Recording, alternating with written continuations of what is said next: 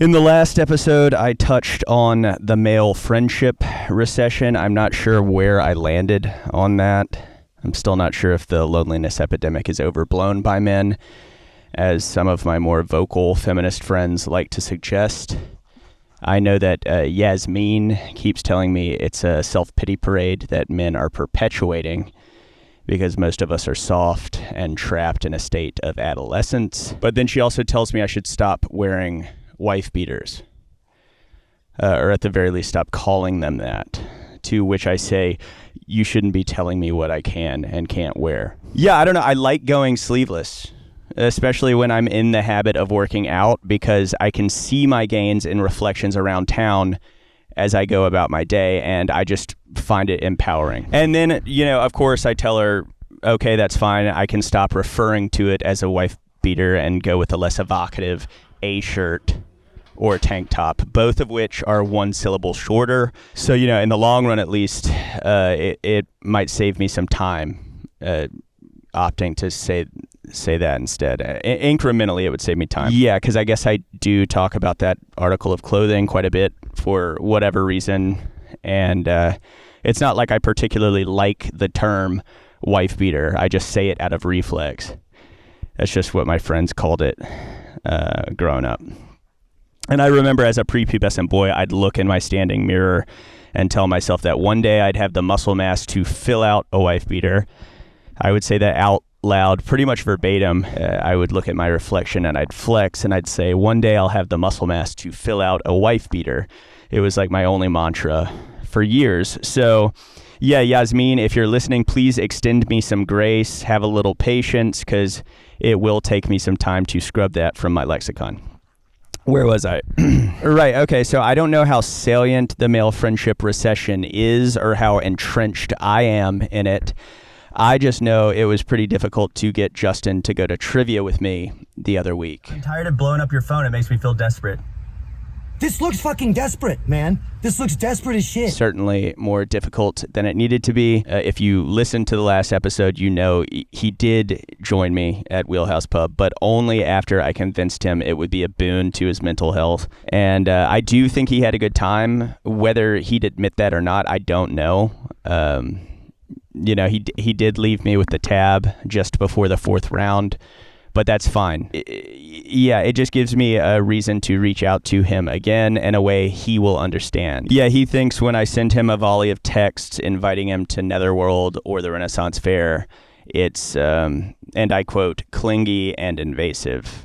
So, but if I leave him comments on his Venmo transactions reminding him he owes me money for the Cuban sandwich and the 2 beers I bought him, I'm sure he will get it, especially if the comments have an air of brotherly contention, like cough it up or fork over the dough or shell it out, something like that.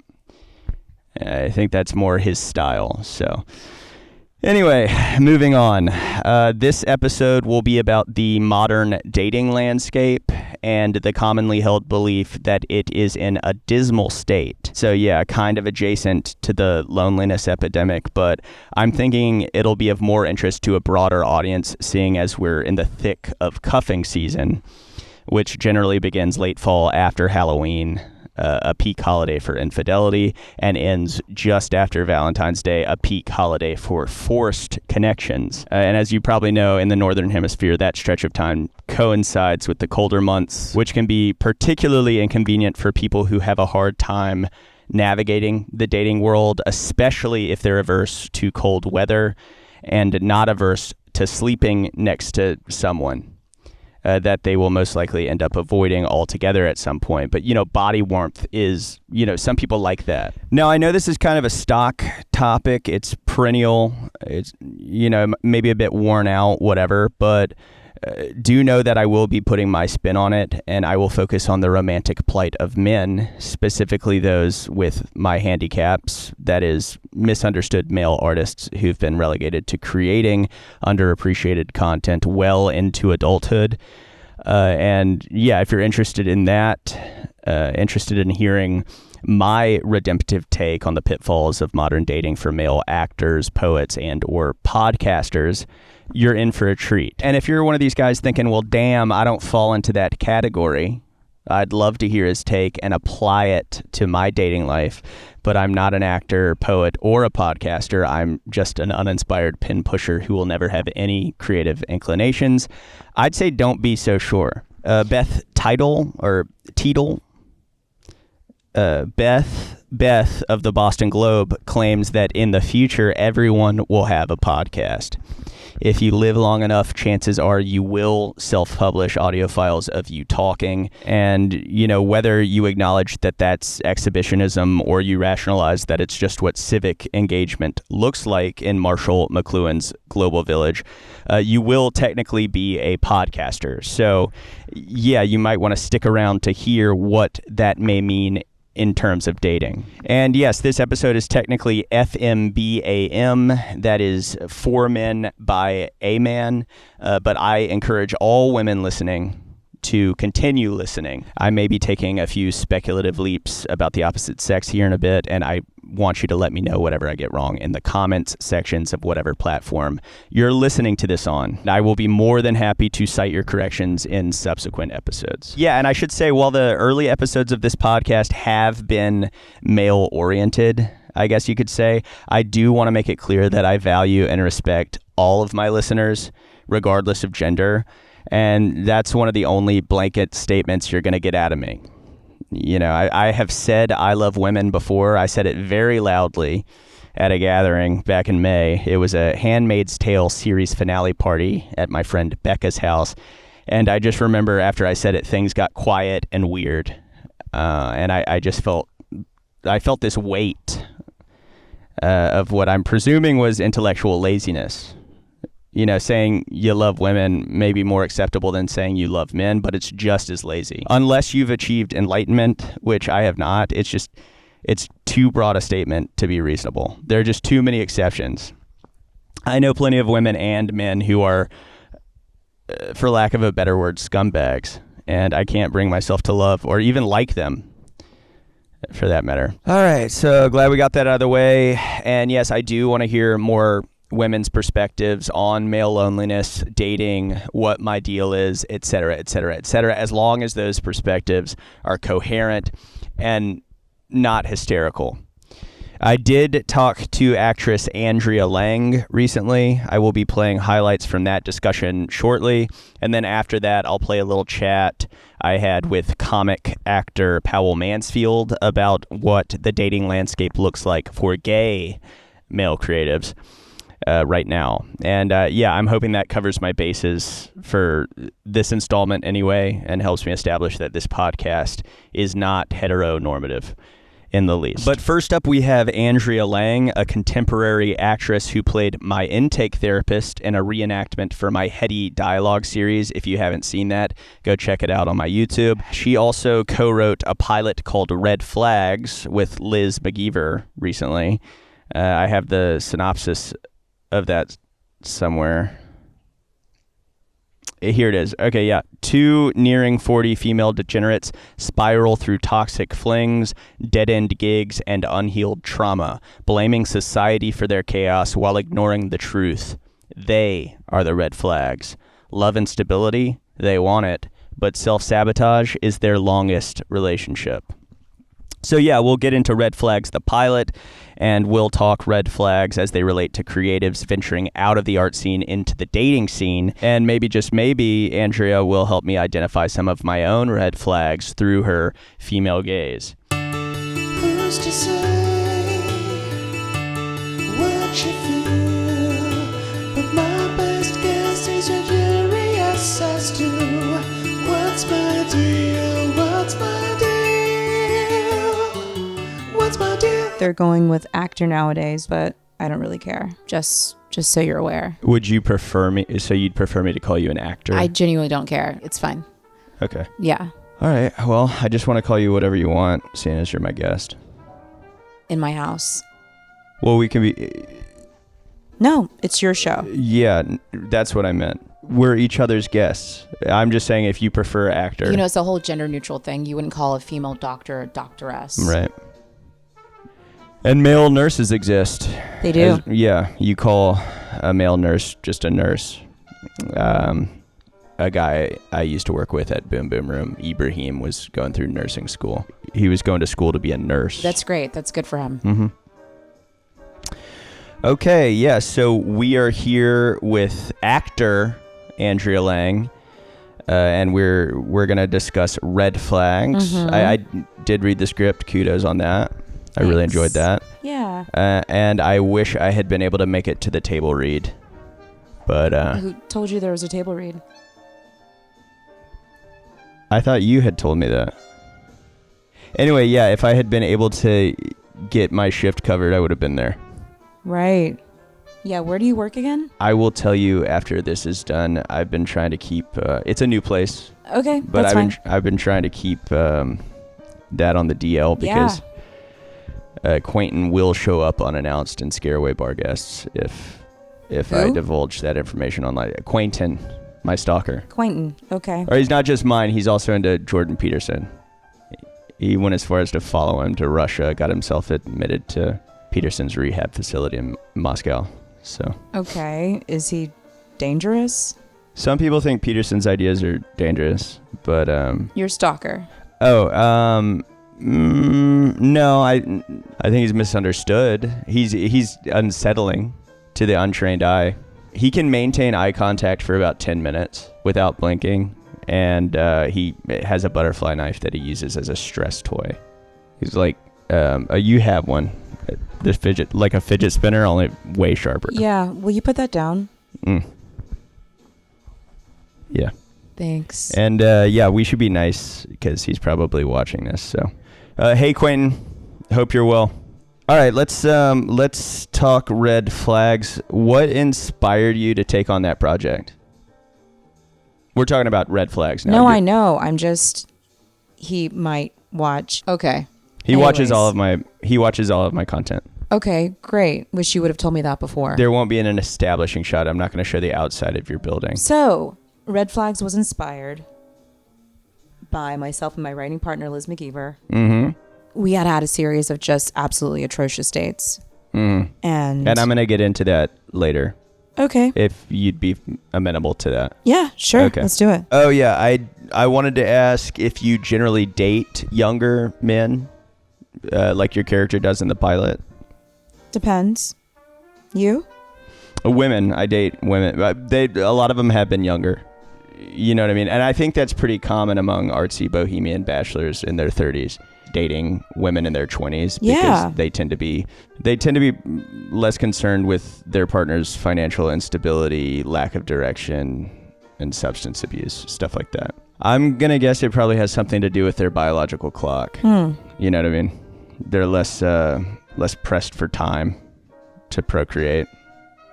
So that they're gonna have more patience with alternative lifestyles that might Sure. not be conducive to, being a father. Or whatever. Right. They can spend more time with idiot boys. Yeah, they're less jaded by losers, I would say. That's one way to put it. Yeah. Mm-hmm. Do you think you're a loser? Yeah, I mean, by society standards, definitionally. Yeah. Okay. But then, society doesn't have my vision, and I don't think I would trade that in. Would you say that women in their 20s are more likely to have your vision? No. Nobody has my vision. Okay. Yeah, they're just more likely to appreciate that I have one. Okay. Yeah. But I feel like mostly I am just a novelty to these people. They'll move on when something more stable comes along, which is for the best, I would say. It's a give and take. You know what I mean? I give them the art life experience for a time, and then they help keep me abreast of social media trends that probably flew under my radar. Okay. Don't take this the wrong way at all, Alex. But if this is a male advocacy podcast, I think you're already shaking your head. You don't know what I have to say. Oh, sorry. You might be, this might be hurting your case. May I speak now? Okay, so no, it is not a male advocacy podcast. If anything, I'm just advocating for my career. But Okay. what were you getting at? Is dating a woman in her 20s as a 37-year-old man inappropriate? I can go older. I can go much older. If I need to. They have to say the word and then. Okay. If there's a genuine connection between two consenting adults, then it's not for me to say one way or the other. Oh, and Andrew, I wanted to say this earlier. I would ask you out on a date. We're in the same age bracket. We're both creatives with shared interests. We have a mutual understanding of the level of commitment the art life requires. Yeah, I just worry that I would mess it up or something, I'd drop the ball. I hear you. And then you'd never refer me to your agency. When did I say I was going to refer you to my agency? Wait, did you not? We may have had conversations, but I don't remember being like, oh man, let me put you forward, Alex. I don't even know what your materials look like. Have you done anything? Well, that's embarrassing. Okay. No, I don't know. I mean, I've done things. Yeah, I'm about to Aside from this. Well, I'm about to be Elvis in a werewolf short. Oh my God. Okay. And Yeah. And I've been in 3 werewolf things, and we don't have to talk about that. I think I probably rehearsed broaching that topic in the mirror one too many times, and then I falsified a memory. No worries. Or something. Yeah, it But happens. if you do want to, I was gonna ask you to describe the worst date you've been on recently, and why was it so bad? Okay, so I haven't been on a bad date recently. Okay. I've been on a bad date a long time ago. Mm-hmm. And I was catfished. Oh, okay. They weren't their picture whatsoever. The skull structure wasn't even the same. And then I sat through the whole thing as if, am I like Stevie Wonder through this? I see you. When was I supposed to pretend that this was okay? Right. So that was pretty bad. And he was bragging about his company gave him a $5 gift card to Starbucks. But you can't get anything for $5 at Starbucks. This is where it gets more interesting. It was a Starbucks inside of a Barnes & Noble. And so they didn't accept his gift card or whatever. I don't drink coffee. I mean, sometimes. Okay. So they didn't accept his gift card. I pretended to order a mocha grande latte. Mm-hmm. And then I got it, and he went to go sit down, but where he chose the table only had one chair. So me being the dominant figure in this quick relationship, grabbed another chair and pulled it forward, sat down, pulled up his profile, and showed it to him and was like, who is this? What did he think was going to happen? What did he think was going to happen? Did he think you were going to sit in his lap if he picked a table with one chair? He thought I was going to sit on a lot more than that. Woof. Okay, yeah. So, yeah, you heard it here first, folks. Honestly, Andrea, I could ask you questions about your love life all day. Why do you always start with honestly? Just be honest. Don't say honestly. Okay, well, so maybe it isn't honest. Maybe not all day. And I don't think you'd want me to, because I know you have other things to do. But for this, yeah, I was saying for the sake of time, we should probably reel it back into me and what my deal is. So, yeah, Andrea, what do you think my red flags are? Do you want me to roast you on your own show? I mean, if that's what you want to call it. But ultimately, this podcast is self-confrontational. Mm-hmm. And I'm a firm believer that, self-awareness requires us to see ourselves through others' eyes, preferably female eyes. Sure. Do you want me to start? Yeah. Do I need to sit down for this? I don't know. It's up to you, Alex. I'll just start. Okay. I feel as though maybe you are slightly directionless. Mm-hmm. Emotionally unavailable. You use people for fuel for your work instead of actually appreciating them.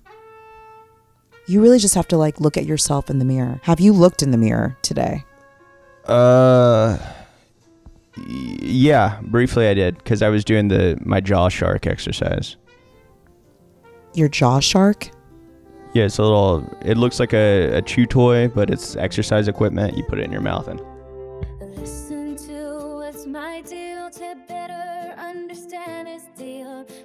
So that was Andrea Laing, and she may have oversimplified things there toward the end, but it was insightful nonetheless. I do have to give it to her. She's not altogether wrong. R.E. my using people as fuel for my art. It's one of the reasons I don't feel short-shrifted by the state of modern dating, however bleak it is. And there's this study.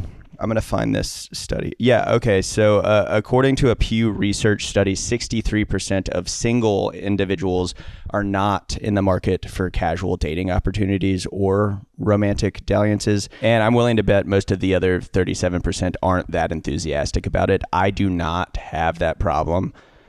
The prospect of a bad date does nothing to dissuade me from dating. I've even been known to enjoy bad dates from time to time because I tend to get solid material out of them, or at the very least a character study. And that's not to say I'm trying to be some male equivalent of Carrie Bradshaw. For the most part, I don't write commentary on gender dynamics, and I certainly avoid writing about me and my friends' sex lives. I have tried, don't get me wrong, but I've just heard that it makes me come off as inexperienced in the bedroom, which I'm not. By and large, I've just been told that my dirty talk reads immature. I mean, I'll go ahead and say it. It's not uncommon for me to use terms like boobies, tatas, melons, bazongas, etc. When I'm behind closed doors making it to second base and beyond. But when that kind of terminology makes it onto the page, all vocal intonation, body language, and gravitas is lost.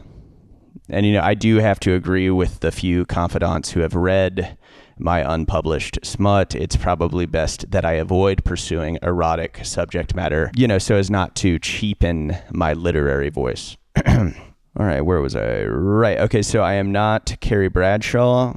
I am not on some iconic quest for real, ridiculous, inconvenient, consuming, can't live without each other love. And I think that goes for a lot of artists like me. That is to say, artists with a capital A, creators who are already in a lifelong commitment with their work, preoccupied and trapped inside this kind of self-expressive death spiral. Yeah, I'm just not looking for that kind of distraction right now. Now, if it found me, that is a different story. As an actor, poet, hybrid documentary filmmaker, and now podcaster, it would be remiss of me to forego falling in love again, as long as I'm doing it involuntarily. But that is the proviso. I believe it was La Rochefoucauld who famously said, there are people who would never have fallen in love if they had never heard others talking about it. True artists shouldn't fall into that category. We shouldn't be trying to keep up with the Joneses Joint TikTok account. And that's not me saying we're not driven, at least in part, by vanity. I know a lot of my work hinges on it. I'm just saying we would rather be recognized for our art than our subsumption into a super couple on the internet. But yeah, that said, if romance falls at my doorstep again, and if it feels organic, I will probably pursue it, because love is an opportunity, if nothing else. It's an opportunity to see yourself in a new light, to open up new pathways in the right hemisphere of your brain, and to broaden the tone and tenor of your content. The tricky part for true artists especially is recognizing whether or not the romance is organic.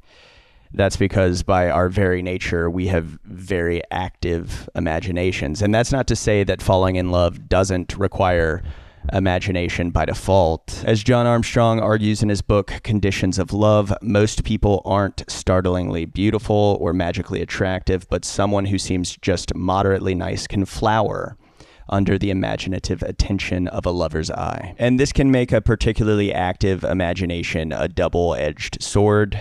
You respond to attractive characteristics a person possesses that go unnoticed by less acute observers. And it's unlikely, but that person may end up being cool and deserving of your attention. It's more likely, though, that you'll construct a fantasy world around a person that is unsympathetic to your needs and will one day despise you. And in that way, your imagination can get you into a lot of trouble. It can lead you to make mistakes about the other person and yourself. You may imagine you can move to a small town and sustain the love well after the infatuation stage, while also trying to fulfill your obligations to your art. But 6 months into the move, your girlfriend has decided she's fed up being a prop in your TikTok videos. And then she sleeps with one of the coordinators of a local reggae festival. I think I've exhausted that hypothetical. I'm going to move on. I talk more about the relationship between imagination and intimacy in the following segment with Powell Mansfield, a comedian based here in Atlanta, Georgia. Let's get into it. You are still listening to What's My Deal? That's how Tinder says good morning to me. Like literally, the notification was a like or 2 or 20 a day keeps the bad vibes away, and it also helps you get matches. Let's get on that. It sounds like my new GM busting in trying to get me to stock Bev Naps. Okay, so I'm assuming you're on Grindr, or what's the leading app right now? My grandmother is doing well. Thank you for asking that. Did I not? No, that's okay. I had intended to ask. You have a lot going on. And she is doing well? She's doing well. Actually, I think I texted you, but I had a bad signal. I'm pretty sure I texted you asking how she was doing. Well, yeah, she's fine. But speaking of my grandmother, yeah, she doesn't know about me being on Grindr, so I'd rather... She doesn't... I'm sorry, you're going to have to... She doesn't know about me being on Grindr, my grandmother. Oh, yeah, okay. It would really confuse her. Wait, did I tell you what this... Did I tell you what this episode is about? No. It's about the travails or lack thereof, we would hope, of dating as a male creative, and I figured you fell under that umbrella, For better or worse, yeah. Albeit a gay male creative. Yep. So I was thrilled that you agreed to do this, because I don't want my podcast to come off as heteronormative. I'm glad I could fill that. Thank you. That diversity card. So you're on Grindr. Do you kind of like promote your shows on Grindr? No. Like your comedy shows? No talk of the shows. It's really just transactional. And how do you find it when you do tell, or do you tell them? Do you tell them you're a comedian? No. Do you have like photos of you on stage with a microphone? No, we tried that. It's embarrassing for all involved. Performing isn't... Yeah, on a dating app, yeah. You don't need to... Okay, so you don't mix the two. Yeah, I've been doing that a lot. I've been inviting, I'll if I'm asking somebody out on a date, I'll ask them to come to one of my poetry readings. You don't... Poetry. Oh, I forgot that you do that. Yeah. Does that go well? I mean, it's hard to say. The thing with the poetry readings is you don't know how well you do unless you get footage of the audience while you're doing it to gauge their micro expressions. Footage of the audience watching you. Right, exactly. I get footage of the audience, and then I put their faces up on the wall of my study, and I see if I'm moving them. Because with comedy, you have laughter. You have like it's... Yeah. It's very thorough, though. But what I do isn't funny. It's profound, so... Okay, yeah, so you don't promote your comedy on dating apps. That is interesting. Is being a comedian as much of a red flag in the gay community as it is in the Ask Women Over 30 subreddit? Definitely a red flag for everybody. And why do you think that is? Because we're all horrible, damaged goods. But, some people like that. Yeah, some people like fixing people. Tell me if this rings true.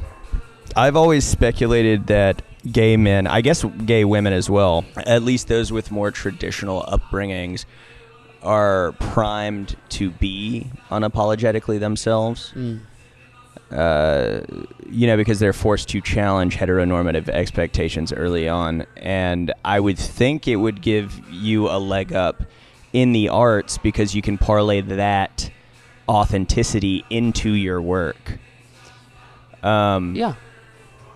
Yeah, I don't know if it's directly correlated, but maybe. So you would say that you bring a lot of authenticity to your work. Do you bring that authenticity to your dating profile? Not really. I try and kind of really water it down. Okay. I think everybody wears a mask to, show a different side of themselves that's more presentable, maybe, Yeah. Yeah, come to think of it, I certainly do. It's hard to be honest with people, including yourself. Like when I'm infatuated with someone, I can convince myself that I'm their type, that I have business acumen, or that I'm a natural on a jet ski, and then it turns out I'm not that person. Like I get locked in Ponzi schemes. I nearly drown. Can you swim? I get a cervical sprain. Oh, well, no, I was pretty much paralyzed in the ocean. So, yeah, I can swim. Okay, good. Well, good. It's not pretty. I don't necessarily have good form, but, Sometimes I think, well, I should be authentic so I can attract somebody who actually suits me, but I'm kind of worried about what that may look like. Do you know what kind of person that would suit you? Do you think there's somebody that would suit you?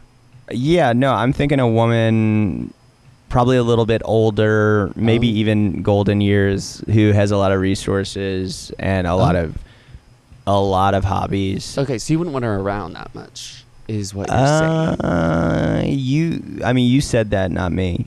But yeah, I'm envisioning someone who's pretty busy, a little too preoccupied to indulge her libido all that much.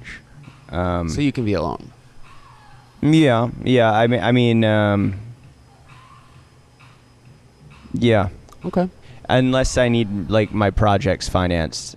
Okay, it's like a sugar mama. What about an older man? I've tried thinking along those lines, but all the tests I've taken say I rank number 1 on the Kinsey scale. Does that mean straight? Pretty straight.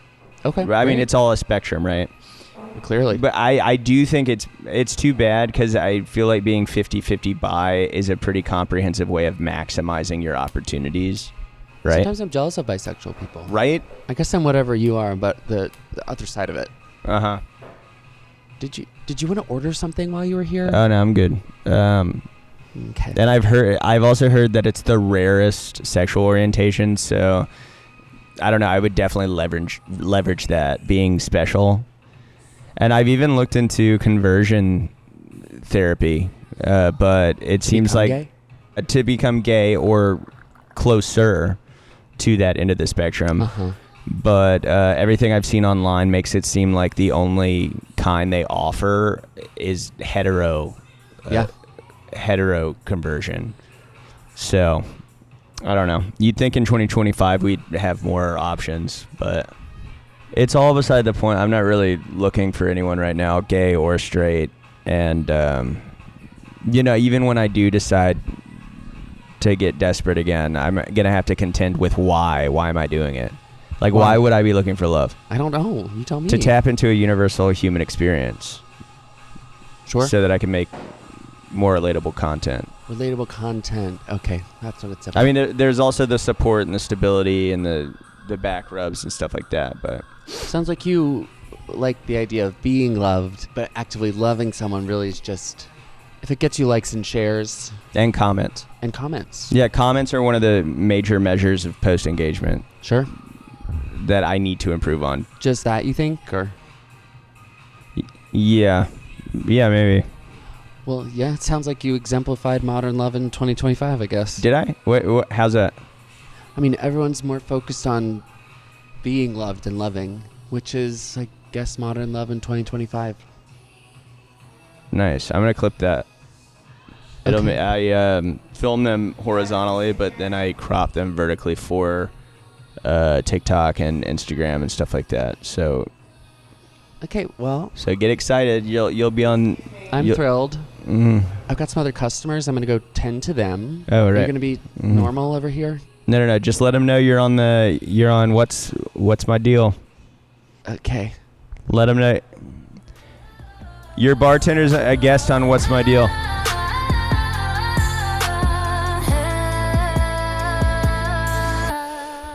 So that was Powell Mansfield, very astute guy. And yeah, when I listened back to our conversation, I caught some of the subtext that I don't think I caught in real time, that maybe I've been too single-minded about who and how I date.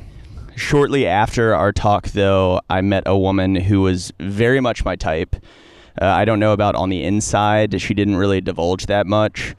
But certainly on the outside. She is a talented contemporary dancer. She acts in her own right, and she's a musician, which, I can look past that in this case. And she has a very pronounced femme fatale quality to her, which I tend to like. And, without knowing much of anything else about her, I asked her to dinner. And yeah, this is all in keeping with a pattern of behavior that is at odds with the arc I was going for this episode. But change takes time. The thing is, I didn't need to employ any imagination whatsoever to find this woman attractive. And when she told me how much money she made last month, I was like, damn, maybe a retired woman in her latter years looking for a beneficiary isn't the best option for me, re a long-term relationship. If I have other options. But then again, I don't know. This date was pretty confusing for me. Long story short, after dinner, I walked Rio to her car. Rio Rain is her stage name. I don't know that I ever got her her birth name. I don't know that was on the table. But anyway, I walked her to her car, and then she turned to me and said something to the effect of, "That'll be $200. That kind of blindsided me. I was like, but I just paid for dinner, and she was like, what are you talking about? That was breakfast. I was like, no, it's 6 p.m. right now, and the time of day that a meal is consumed, not the fare itself, informs what the meal is called. I've had that debate so many times. I always win. And then I explained that Waffle House has a dedicated lunch and dinner menu, that she could have gotten the Delmonico steak if she'd wanted.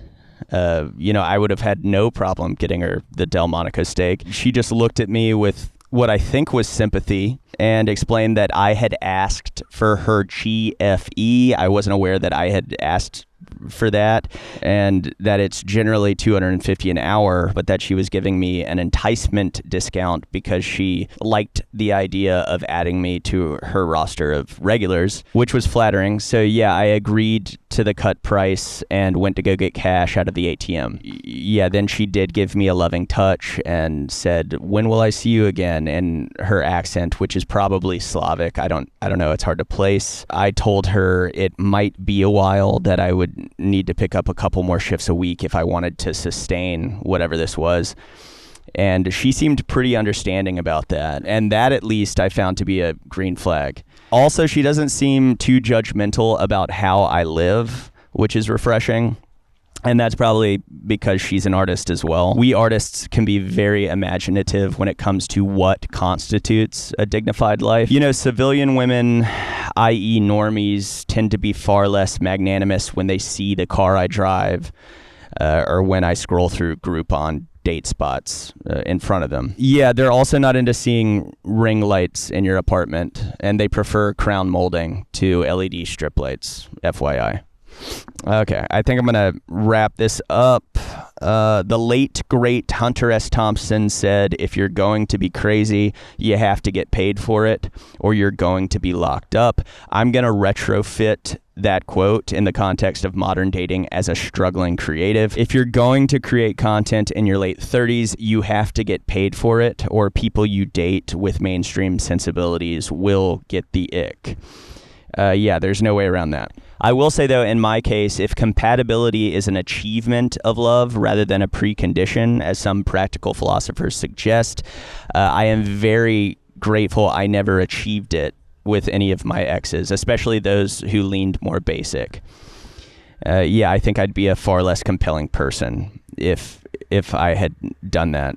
So, yeah, I think that is it. You have been listening to What's My Deal with Alex McKelvey. Thank you for that. What's his deal?